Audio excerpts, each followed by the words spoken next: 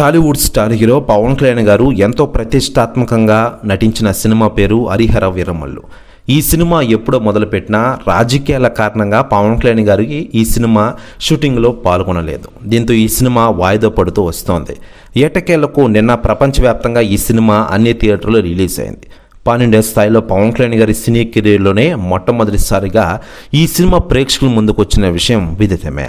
ఇదిలా ఉండగా పవన్ కళ్యాణ్ గారి Harihara Veeramallu cinema first day collections పరంగా చూస్తే దాదాపు 50 కోట్ల పైగా సాధించినట్లు తెలుస్తోంది. గూస్ బంప్స్ కూడా వస్తున్నాయట అభిమానులకి ఈ సినిమా థియేటర్లో చూడగానే.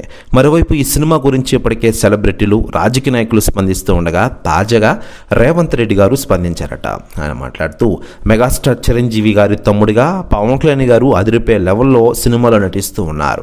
లేటెస్ట్ మూవీ హరిహర వీరమల్లు సినిమాని చూశాను. చాలా అంటే చాలా అద్భుతంగా ఉంది. ఒక పోరాట సన్నివేశంలో పవన్ కళ్యాణ్ గారిని చూస్తుంటే నిజంగానే గూస్ బంప్స్ వస్తున్నాయి.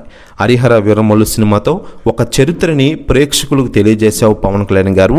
గ్రేట్ అయ్యా డిప్యూటీ సీఎం గారు అంటూ సంచలన వ్యాఖ్యలు చేశారట రేవంత్ రెడ్డి గారు.